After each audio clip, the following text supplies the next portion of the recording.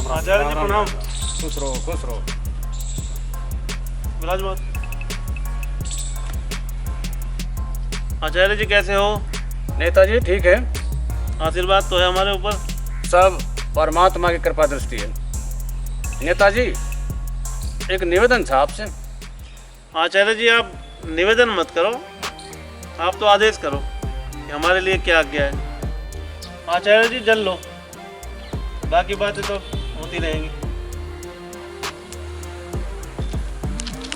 देखो नेताजी, आज की खबर, नाबालिग के साथ गैंग रेप कर बनाया वीडियो।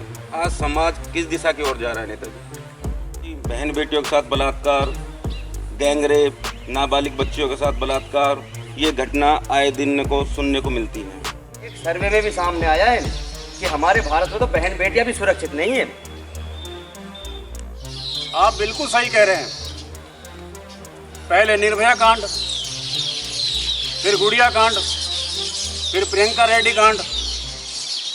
आज भारत में बहन बेटियां घर में सुरक्षित नहीं है, स्कूल में सुरक्षित नहीं है, बाजार में सुरक्षित नहीं है, ऑफिस में सुरक्षित नहीं है। जहां देखो इंसान की खाल में भेड़िए छुपे बैठे हैं। आचार्य जी, कुछ घटना ऐसी है जिससे हृदय भी कांप जाता है।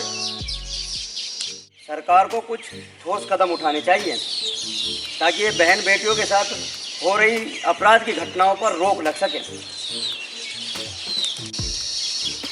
बहन बेटियों की सुरक्षा को लेकर सरकार कुछ कड़े कानून बनाने जा रही है। कानून बनाने से कुछ नहीं होगा नेताजी, कानून का लागू होना भी जरूरी है। बहन बेटियों के हजारों केस लंबित पड़े हैं नेताजी, जिन पर आज कोई सुनवाई नहीं होती, और तकलीफ की गहराइयों को केवल वही बहन बेटियां समझ सकती हैं जो इस दर्द से गुजर रही हैं। आज फास्ट ट्रैक कोर्ट का होना भी बहुत जरूरी है, जिससे अपराधियों को शीघ्र सजा मिले और अपराधियों में डर बना रहे। और रेपिस्ट को तो फांसी से कम सजा ही नहीं होनी चाहिए, जिससे फिर कोई दोबारा इस तरह का कार्य करने का दुस्साहस न कर सके। आचार्य जी आपकी सारी बात सही है और सरकार यथासंभव सारे कदम उठा रही है। जो भी सरकार से बनेगी, दोषियों के खिलाफ जो कार्रवाई होनी चाहिए वो कदम हम उठा रहे हैं। सरकार क्या काम कर रही है बताओ? सरकार ने अभी एक नारा दिया था, बेटी बचाओ बेटी पढ़ाओ। नारा तो अच्छा है। मेरी बात तो पूरी सुनो नेताजी। नारा अच्छा है, हम भी समर्थन करते हैं, लेकिन बहन बेटियां तो सुरक्षित नहीं हैं।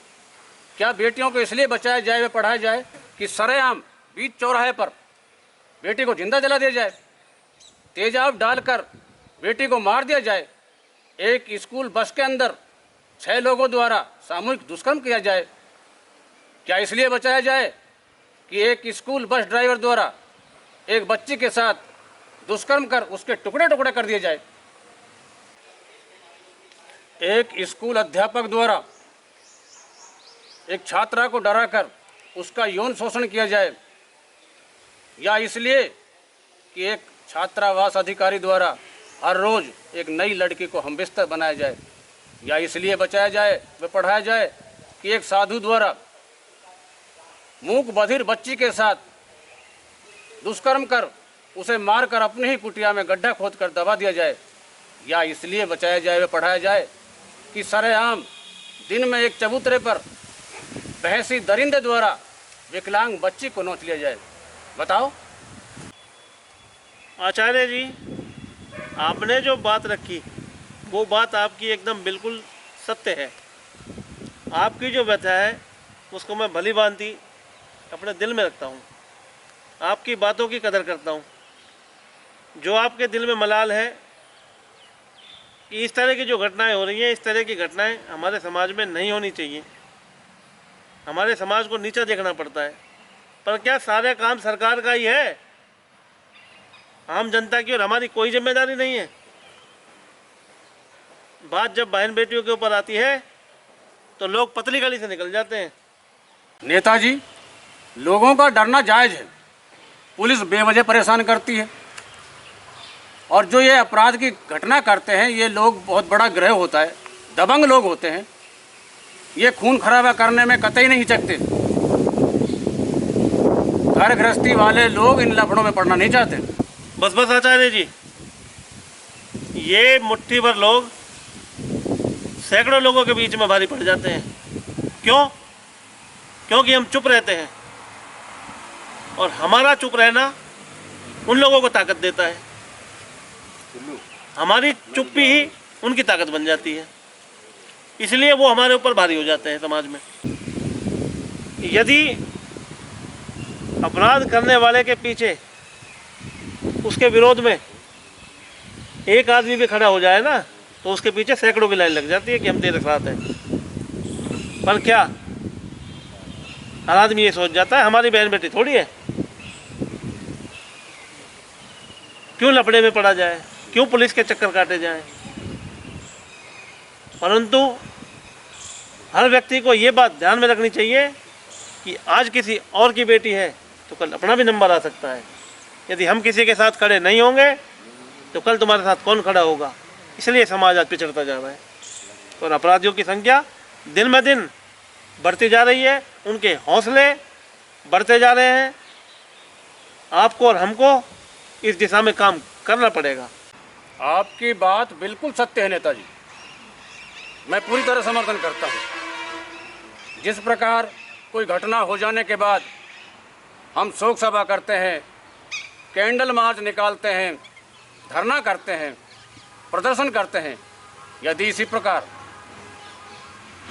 हम इन अपराधियों का डटकर मुकाबला करें तो अपराधियों की हिम्मत नहीं कि वो इस प्रकार का दुस्साहस कर सके।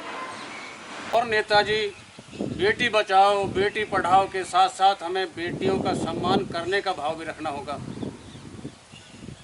बेटी के प्रति सम्मान के भाव को समझना होगा, तभी समाज में सुधार हो सकता है। हम सुधरेंगे, जग सुधरेगा, हम बदलेंगे, देश बदलेगा। वाह आचार्य जी, आपकी बातों ने मुझे पूर्णतः प्रभावित कर दिया है।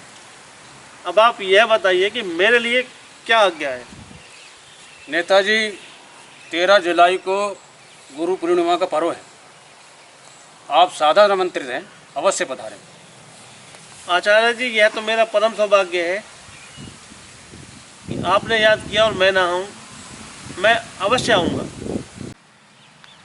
अच्छा आचार्य जी, समय का अभाव है, क्षमा चाहूँगा, मुझे कहीं अवश्य मीटिंग में जाना है और 13 तारीख को मैं अवश्य पधारूँगा। ठीक। हेलो दोस्तों, हमारा वीडियो बनाने का यही उद्देश्य है कि समाज में हमारी बहन बेटियों को पूर्ण सुरक्षा मिले, किसी के साथ दुराचार ना हो।